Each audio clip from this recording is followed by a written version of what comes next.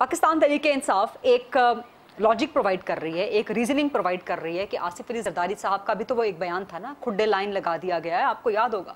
उस बयान के बाद भी ISPR का एक बड़ा शदीद रद्द-ए-अमल आया था। तो आसिफ जरदारी का वो बयान, क्या वो ख़तरनाक नहीं था? क्या वो इदारों के ख़िलाफ़ नहीं था? क्या वो अफराद के ख़िलाफ़ नहीं था? क्या वो कोर कमांडर्स के ख़िलाफ़ नहीं था? उसमें और इमरान खान के बयान में आप लोग क्यों फिर अपने आप को आप लोग क्लीन चिट दे रहे हैं, इमरान खान का आप गला दबा रहे हैं? देखिए जी, जरदारी साहब ने कहा था, तकरीर करते हुए उन्होंने कहा, नवाज शरीफ साहब ने भी इज़हार ख्याल किया आर्मी के रोल पर। हाँ। नवाज शरीफ साहब हों, जरदारी साहब हों, मौलाना फजल रहमान साहब हों और सियासी लीडर हों, जो भी लीडर हों, उन सब का कहना और मानना ये है कि सियासत में फौज को नहीं आना चाहिए। ठीक।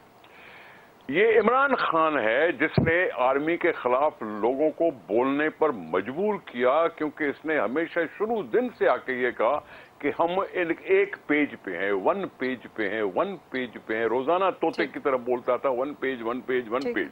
जो गलत बराबर फैसले किए उसमें आर्मी को उसने मुलविस करके किया। लेकिन मैं ये कह रहा हूं कि ये तो काबिल भरोसा बंदा नहीं है। इसने खुद बाजवा साहब को 3-4 साल की एक्सटेंशन दी थी, इसने दिलवाई थी। इसने दूसरी पार्टियां तो सामने आ गई, उन्होंने वोट दे दिया अपनी जगह पे, लेकिन मूव तो इमरान खान ने खुद ने की थी। तो वो काबिले भरोसा नहीं है कि कल उसको तुम आर्मी के एक्सटेंशन देते हो, आज तुम उसको जानवर कह रहे हो। क्या किया उन्होंने? सिर्फ ये कहा भाई हमारे सियासत में हमारा वास्ता नहीं है, तुम जानो तुम्हारा काम जाने। ठीक। तुम जानो तुम्हारे काम जाने में आर्मी ने क्या गलत किया? यही तो सारी कौम चाहती है। ठीक। अभी तुम उनके तकरीर पे कह रहे हो, उनको तुम उनकी मलाइन कर रहे हो, उनकी क्रेडिबिलिटी को मलाइन कर रहे हो। भाई तुमने क्यों दी? तुमने भी तो अपनी मर्जी दिखाई एक्सटेंशन की, क्यों दी? अगर कल को कोई प्राइम मिनिस्टर साहब के सामने नाम आएंगे, मेरिट पे नाम आएंगे, उसमें से चूज कर सकता है। इसलिए मैं अर्ज कर रहा हूं कि इमरान खान झिल्लाया हुआ है, झिंझिलाया हुआ है। उसकी जितनी बेइज्जती हुई है, वो एक पहला प्राइम मिनिस्टर बना पाकिस्तान का जिसको उसकी अपनी असेंबली ने उसको निकाल के फेंक दिया।